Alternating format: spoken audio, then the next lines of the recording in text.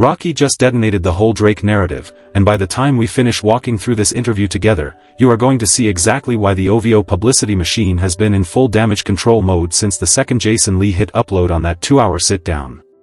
So look, before I take another breath in this booth, do me a favor and slam that like button, because half of what we're about to unpack, the algorithm does not want floating around, and the only way this reaches the people who actually need to hear it is if you tap that thumb up right now and hold it until the screen glows. This is going to be one of those breakdowns you send to 3 friends before the day is over, and one of those breakdowns the OVO choir boys are going to try to bury in the comments before the hour is out. Now check, if you are new to what I do around here, welcome home. I sit down every single week and take the wildest developments in hip-hop, in celebrity culture, in the streets, in the boardrooms, and I slow them down frame by frame so we can actually see what is happening instead of just reacting to the headline the timeline handed us on a silver platter. And today, Rocky handed all of us a 2-hour masterclass on how to answer your critics without ever raising your voice, and Rihanna handed the internet a single Instagram story that has done more damage to Drake's brand than any diss record the OVO camp has released across the last 3 years. Rocky did not just talk. Rocky did not just vent. Rocky performed clean, cold, surgical surgery on a narrative that has been sitting on his chest for a full decade. And the OVO Publicity Machine is bleeding out in front of us. Let me set the table before we get into the meat of it, because context is the difference between analysis and gossip, and we do analysis in this room. Yesterday afternoon, the Jason Lee sit-down with Rocky finally dropped in full, and it is exactly what a lot of us have been quietly waiting on for years. Rocky addresses the mob. Rocky addresses the split. Rocky addresses the disappointment with ASAP Ferg. Rocky addresses the collapse of a brotherhood that used to feel bulletproof. Rocky addresses the federal trial that almost took him away from his kids for 24 years. And yes, Rocky finally, addresses the elephant that has been standing in every room he has walked into for the last 10 years, which is Drake. Drake and the smear apparatus. Drake and Rihanna. Drake and the ghost tweets. Drake and the notion that a grown man who runs one of the largest catalogs in modern music somehow cannot let go of a woman who has been building a family and an empire with somebody else for the better part of a decade. Rocky sat down, and Rocky did the exact thing that Drake keeps refusing to do. Rocky told the truth in his own voice, on camera, unedited, without a publicist whispering in his ear. And right on cue, like a fire drill nobody scheduled but everybody rehearsed, the OVO choir boys came running. Right on cue, the polishers came sprinting into the mentions. Because that is what they do. That is their entire job description. That is the reason those accounts exist. Somebody says something inconvenient about the man they treat like a family member they never actually met, and the machine kicks into gear, and suddenly every hip-hop page with a blue check is posting the same recycled counterpoint at the same time, in the same tone, using the same 3 receipts from 2016 that nobody in the real world actually cares about anymore. It is honestly one of the most transparent operations in modern celebrity culture, and yet we all keep pretending it is organic. It is not organic. It has never been organic. It was engineered to look organic, which is a different thing entirely. Rocky knows it is not organic. Jason Lee knows it is not organic. And Rihanna, by the way she moved on Instagram this week, absolutely knows it is not organic. So we are going to walk through the receipts, we are going to walk through the clips, we are going to walk through the psychology of what is really being communicated here, and by the end of this breakdown you are going to understand exactly why this particular interview is a bigger cultural moment than anything Drake has released in the entire calendar year, and probably the entire album cycle before it too. Let us start with the moment that actually kicked the internet into overdrive, because context matters more than commentary. 2 nights ago, Rihanna and Rocky were out in Barbados. This is Rihanna's home. This is her territory. This is where she is not a pop star, she is a daughter, a mother, a queen coming home to her people, walking through streets where her name was known before Drake ever picked up a pen. And she posts a video. In the video, she is dancing on Rocky in a way that is affectionate, playful, and completely comfortable, which is exactly how you would expect a woman to move on the father of her children, in her own country, at a party she does not have to perform at, in a moment she is not being paid to create. That part is not controversial. That part is not clickbait. That part is just Wednesday for them. But then Rihanna does the thing that only Rihanna does. Rihanna catches, in the corner of the frame, a man in the background. He is pretending not to watch. He is angled just wrong enough that you can tell he is watching. And Rihanna slaps a caption on him. 3 words. My ex in the studio. That is it. That is the entire post. 3 words, 1 arrow, aimed with laser precision, launched with a smile that has to be seen to be believed, because Rihanna's smile in that clip is the smile of a woman who has been sitting on that caption for at least a year. Now understand what she just did. Rihanna did not name Drake. Rihanna did not tag Drake. Rihanna did not need to. Because the internet, the very internet that Drake has spent a fortune trying to weaponize against everybody else in the industry, immediately did the identifying for her. Within 20 minutes, the caption was trending. Within an hour, it was on every timeline. Within a day, it was a meme, a moment, and a full cultural indictment of the fact that Drake has spent 5 straight studio albums, 5 straight, rapping about the same woman who is dancing in a Barbados club with her husband and the father of her 2 children. And here is where the OVO Publicity Machine really showed its hand, because if the machine were as sophisticated as its defenders claim, the correct move was to say nothing. The correct move was to let Rihanna post, let the meme cycle burn itself out, and pivot to another news cycle. But that is not what happened. Instead, a whole section of the internet immediately mobilized to attack Rihanna. Why is Rihanna trolling? Why can Rihanna not grow up? Why is Rihanna still thinking about him? Why is Rihanna the problem here? Do you hear how ridiculous that reads out loud when you say it in real time? Rihanna posted a 3-word caption while dancing with her husband, and the coordinated response was to blame her for the fact that a Toronto rapper cannot stop writing songs about her.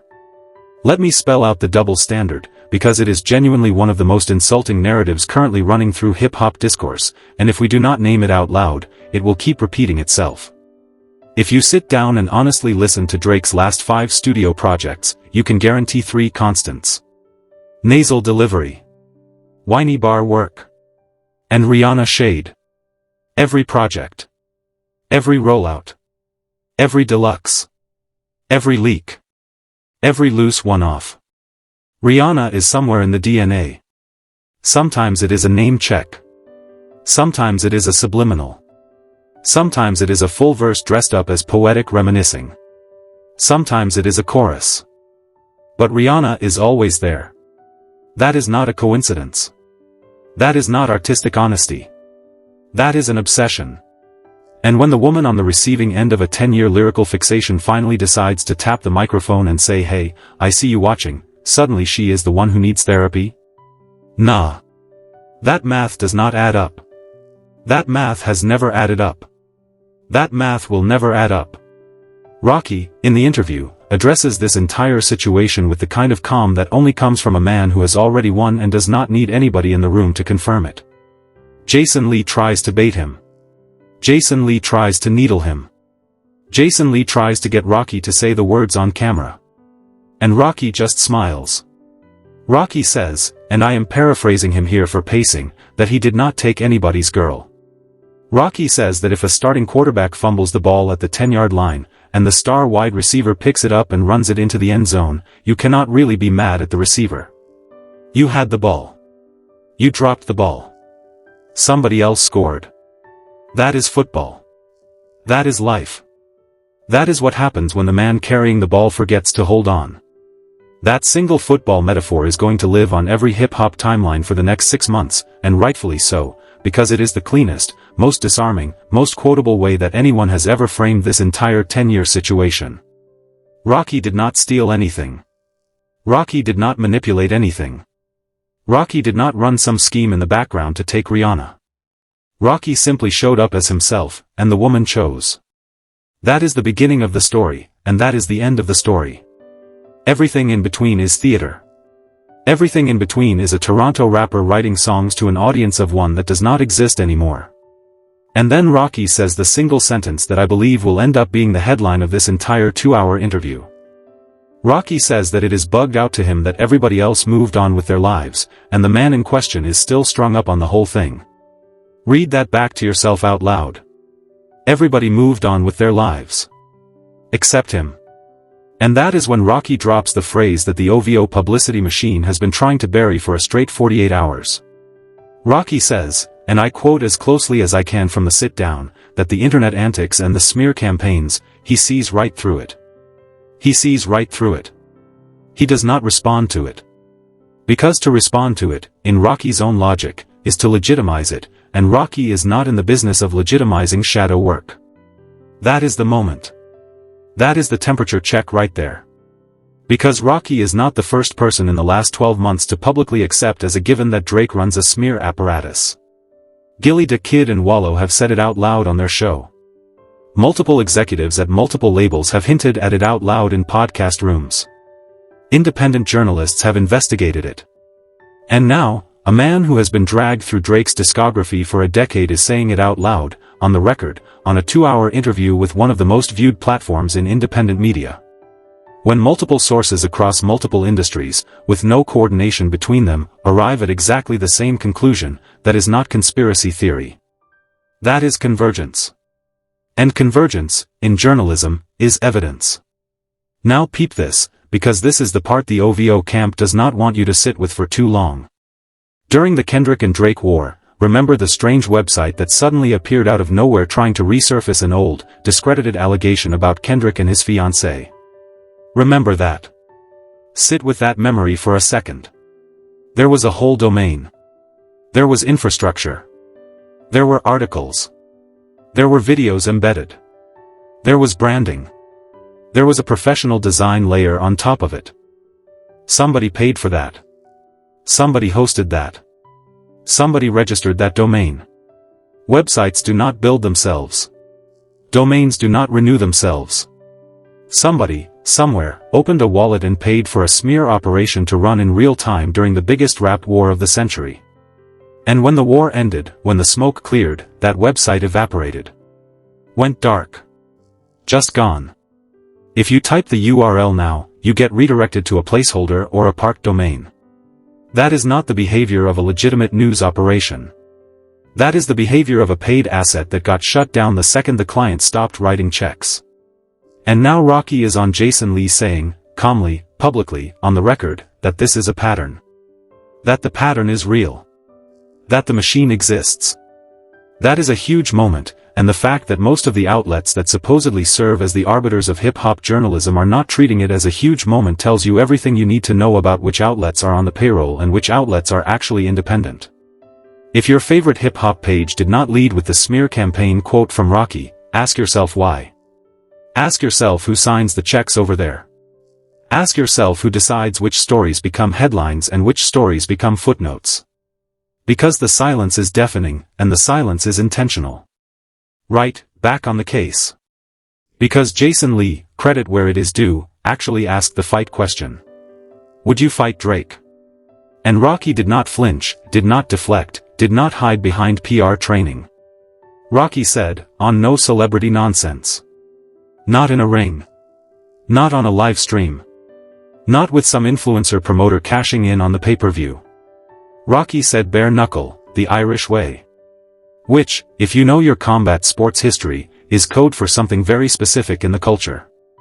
It is code for real. It is code for outside. It is code for we do not need cameras and gloves and a referee to settle a thing that could be settled in an alley in 6 minutes. And then Rocky says the line that a lot of the OVO choir boys tried to spin into something else, and I want to correct the record right now, in real time, because the clip is out in full and there is no more chopping it up into out-of-context blurbs. Rocky said, he does not want to see me. He said it twice for emphasis.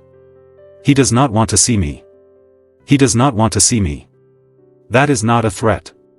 That is a diagnosis. That is a Harlem-born rapper who has been through federal-level legal warfare telling the internet, in plain English, that the man on the other side of this feud is not, and has never been, actually ready to make it physical. And you know what is truly wild? Rocky, before Jason Lee even finished the follow-up question, threw it all the way back into Drake's court. Rocky essentially said, the ball is on your side of the field now. If you want it, come get it. And of course, Drake will not come get it, because Drake does not do that. Drake does music. Drake does subliminals. Drake does interview leaks. Drake does timeline warfare. Drake does ghostwriter cycles. What Drake does not do is show up. And Rocky knows that. Rocky has known that for years. Rocky is not saying it to escalate. Rocky is saying it to close. Let me pause here for a beat and say something that the Meltdown Squad is not going to like, but I have to say it clearly so nobody misrepresents me in the comments. This is not me advocating for a physical altercation. Let me be crystal clear on that. This is not a call for violence.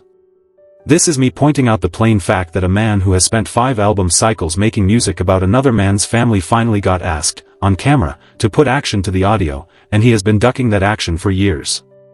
That is not a jab. That is not a shot. That is not a diss. That is simply the record. Now let us get to the part of the interview that I actually think is the most important, because it is not the Drake stuff. The Drake stuff is the headline. But the ASAP Ferg segment is the heart. That is where you see who Rocky really is when the algorithm is not looking. Rocky opens up about the mob. Rocky opens up about Barry testifying. Rocky opens up about how it felt to sit in a courtroom and watch a man he considered a brother sit on a stand and speak against him days before the biggest trial of his life. And Rocky, in one of the most human moments in modern rap interview history, just says the word hurt. Over and over. I am hurt. I am hurt about him. I am hurt about Barry. I am hurt about a lot of them. That is a grown man, in a booth, on camera, in front of a global audience of millions, refusing to hide behind the mask that hip-hop has spent decades training men to wear. That is the kind of vulnerability that changes careers. That is the kind of vulnerability that changes cultures. And when Jason Lee asks Rocky about ASAP Ferg specifically, Rocky lays out a version of the origin story of the mob that I think is going to become required listening in the culture for years to come. Rocky says he was the one with the plan.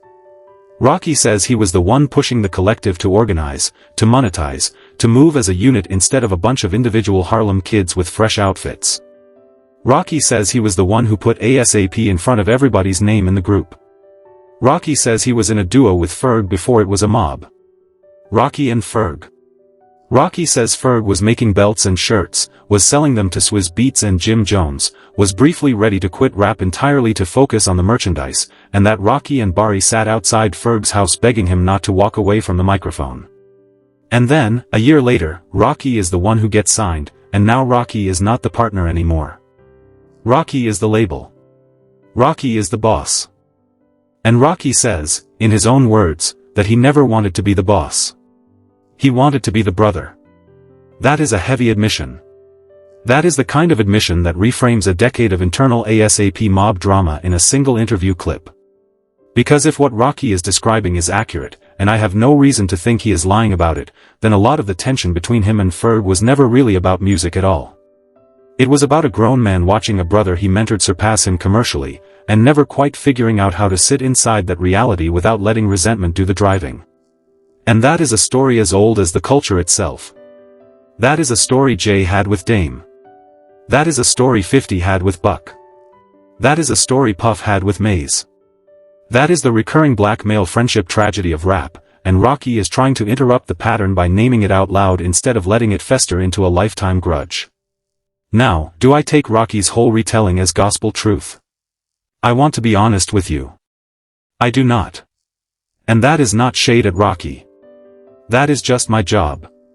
I remember, and a lot of us who have been following this story for over a decade also remember, that ASAP Yams was widely considered the mastermind of the collective's earliest brand strategy.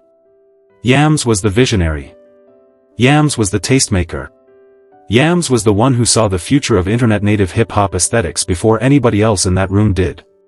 So I do think Rocky, in retelling the story on camera in 2026, is trimming Yams down just a little bit and grabbing a little more of the credit than the historical record actually supports. That is a human thing to do. That is not a Rocky-specific character flaw. Every icon eventually rewrites their own origin story to match the version of themselves they want to leave behind. But the record is the record.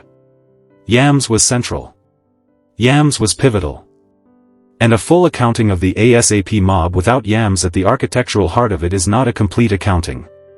That said, I am absolutely not going to sit here and take away from what Rocky built. Because whatever Yams contributed conceptually and spiritually, Rocky is the one who translated that concept into a sustained, decade-long global brand that outlived Yams himself. Rocky directed the videos. Rocky pushed the fashion. Rocky pushed the sound. Rocky pushed the aesthetic.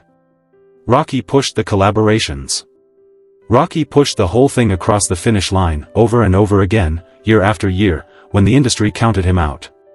You can honor Yams and honor Rocky in the same breath. Both truths coexist. The culture is big enough for both flags to fly at the same time. Coming back to Ferg. Rocky is very clear on camera that he does not have bad blood toward Ferg. Rocky says, plainly, that he loves Ferg.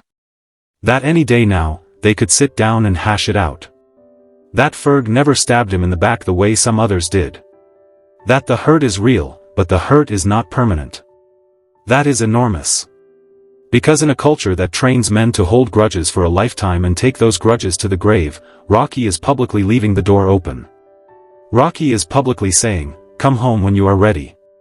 Rocky is publicly modeling a version of black male friendship that does not require somebody to be completely destroyed for somebody else to be publicly validated. That matters. That matters a lot. That is the kind of energy the culture desperately needs more of right now. And it matters especially because the other name that came up in the interview, the name Rocky will not forgive, is a different weight class entirely. Rocky is talking about a man who took the stand at his federal trial. Rocky is talking about a man whose testimony, if it had landed the wrong way, could have put Rocky in a cage for 24 years. 24 years. Away from his sons. Away from Rihanna. Away from music. Away from the fashion. Away from the videos. Away from life itself. Rocky uses the word nightmare, and he uses it correctly, and he uses it with the weight of a man who has actually lived it. To have to sit in a courtroom and watch somebody you love become the state's weapon against you is not a rap beef. That is a wound that closes but never fully heals. That is a scar Rocky will carry into every studio session for the rest of his career. So look, before we get to the last stretch of this breakdown, let me pull the camera back for a second and just talk about what this interview actually represents culturally, because I do not want anybody to walk away thinking this is just another celebrity sit-down that will be forgotten in a week. This is a document. This is a time capsule. This is Rocky, in 2026, at the peak of his creative powers, as a father, as a partner, as a fashion icon, as an actor, as one of the last truly cinematic figures left in hip-hop, drawing a line in the sand and saying, here is where I stand, here is what I lived, here is who I am, and if you want the real version of the story instead of the manufactured version, come sit with me for 2 hours and I will give you all of it, without a filter, without a script, without a spin. That is a flex most rappers cannot pull off. That is a flex most rappers should not even attempt. Because when you sit for 2 hours in front of a camera without a publicist interrupting you and without a producer whispering in your ear about time cues, you either come out looking like a legend or you come out looking like a fraud. There is no middle ground in a long-form interview. The tape does not lie. And Rocky came out looking like exactly what a lot of us have been saying he was all along. A grown, self-aware, extremely intelligent, quietly savage, deeply loyal Harlem creative who has been operating 3 chess moves ahead of the discourse for the better part of a decade. Now, back to the Drake of it all, because I promised we would circle back to it and I always keep my promises to this audience. There is a segment in the interview where Jason Lee steers the conversation toward fucking problems. Yes, that fucking problems. The Rocky, Drake, 2 Chainz, Kendrick posse cut. The song that a lot of us grew up on. The song that soundtracked half of my sophomore year. The song that, if you played it in a Uber right now, would still snap the driver's neck sideways. And Rocky reflects on that entire moment with a sweetness that genuinely surprised me. Rocky talks about how 2 Chainz at the time was on an untouchable run. Feature after feature. Radio spot after radio spot. 2 Chainz was the guest verse king of the era. And Rocky, being the visual thinker he has always been, saw the potential of that collaboration and directed the music video himself, on his own instinct, without needing a corporate cosign. That is the origin story of one of the biggest posse cuts in modern rap. Rocky as director. 2 Chainz as anchor. Kendrick as ascending prince. Drake as reigning superstar. All four of them, in leather pants and armbands, defining a moment. And then Rocky says something in the interview that stopped me cold in my chair. Rocky says none of the four of them ever got their flowers for that record. Not him. Not Kendrick. Not Drake. Not 2 Chainz. And the reason, Rocky says, is the Grammy politics of that specific year. The year that Macklemore ran the table. Kendrick got snubbed. Drake got snubbed. Rocky got snubbed. 2 Chainz got snubbed. All four of them, in the same year, at the same ceremony, for the same reason. Rocky calls it exactly what it was, which was industry politics, which was optics, which was, and Rocky says this bluntly on camera, race. Rocky says Macklemore made a specific record that year that turned him into a category unto himself, and the Recording Academy handed him a coronation that, if the voting had reflected the actual merit of the work, should have been split 4 different ways across 4 different black rappers who spent that entire year defining the sound of the culture. That segment alone is going to trigger a whole other news cycle, because Rocky is casually reopening a wound that the Recording Academy has spent 13 straight years pretending it closed. And Rocky is right to reopen it. Because the culture never forgot. The culture has been keeping receipts on the Grammys for longer than half of the current voter base has even been alive. Then Jason Lee, being Jason Lee, tries to get Rocky to pick a winner between Kendrick and Drake in the Not Like Us war. And Rocky just laughs. Rocky says, on camera, that it was not even a beef in the traditional sense of the word. Rocky calls it a battle, and then Rocky elevates it beyond a battle. Rocky says the whole thing was a scope. Rocky says it was a kill switch. Rocky says it was homicide. Those are Rocky's exact words. And Rocky, importantly, does not attach himself to Kendrick's specific grievance. Rocky is very careful. Rocky is very Rocky about it. He acknowledges the common enemy, absolutely, but he does not merge his fight with anybody else's fight in the process. His fight is his fight.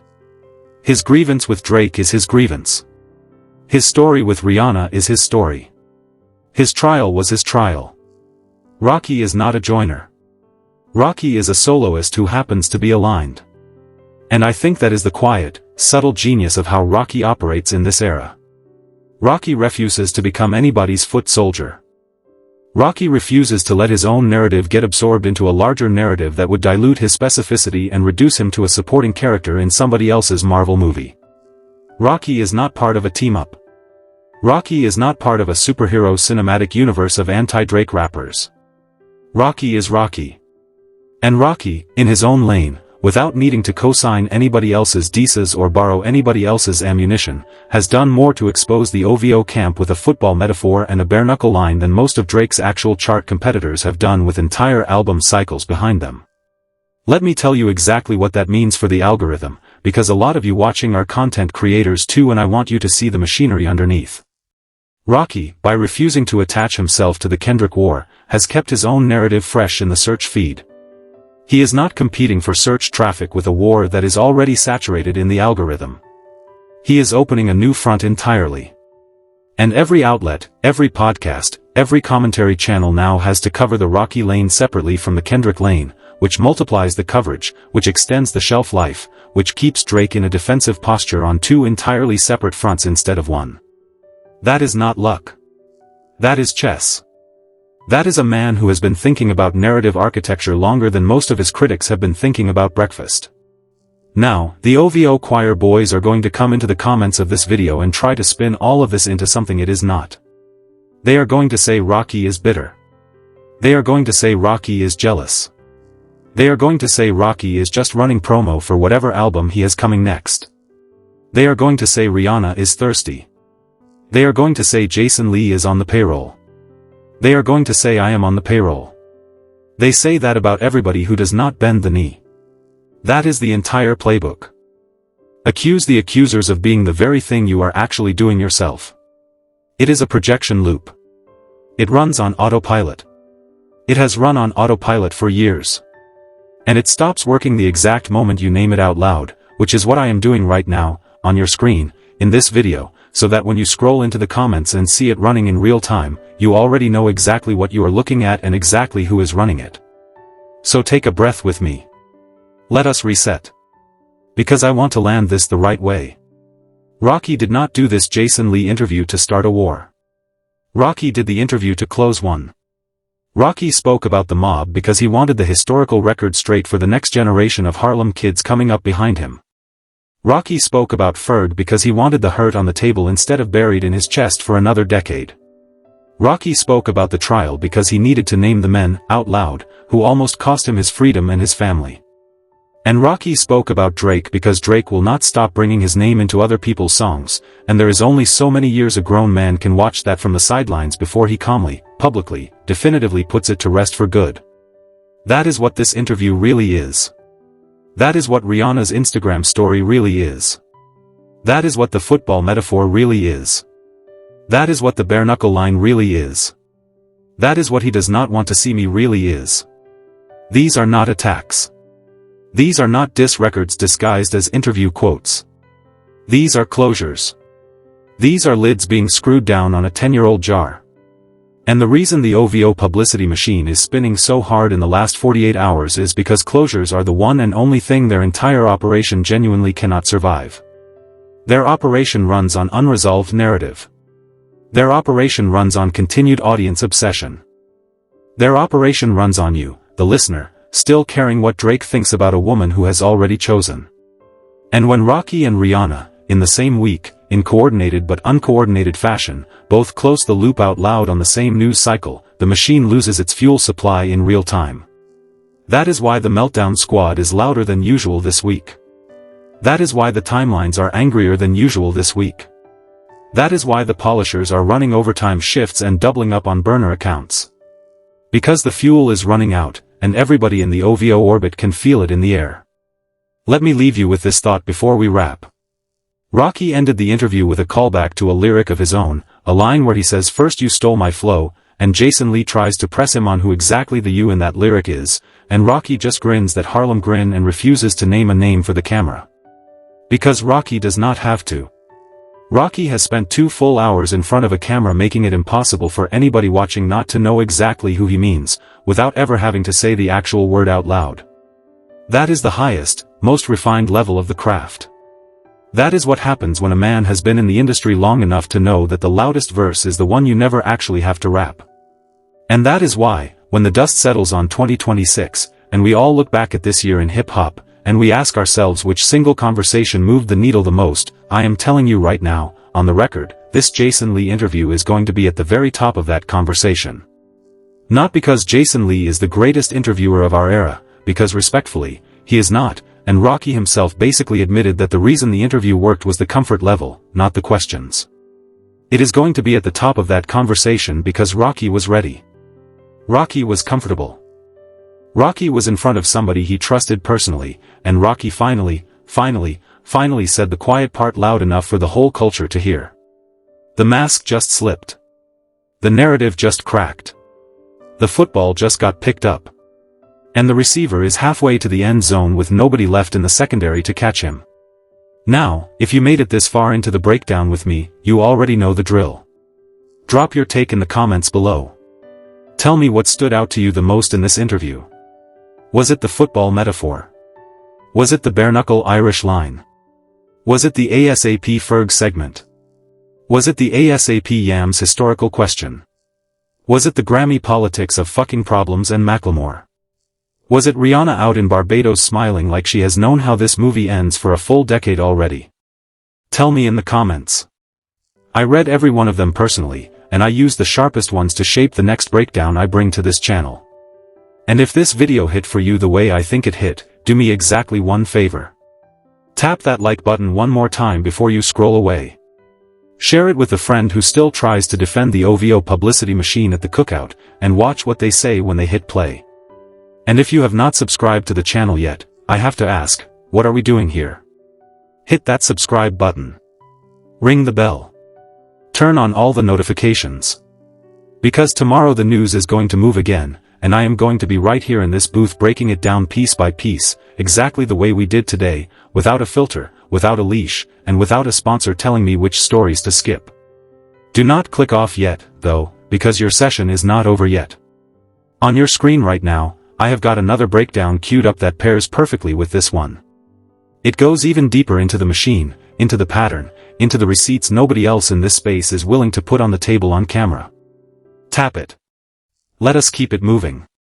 Because the story is not over yet. The story is just now finally getting honest. And you and me, together, we are going to be the ones who tell it the right way, all the way through, until the whole culture catches up. Peace, family. Stay dangerous. And I will see you in the very next one.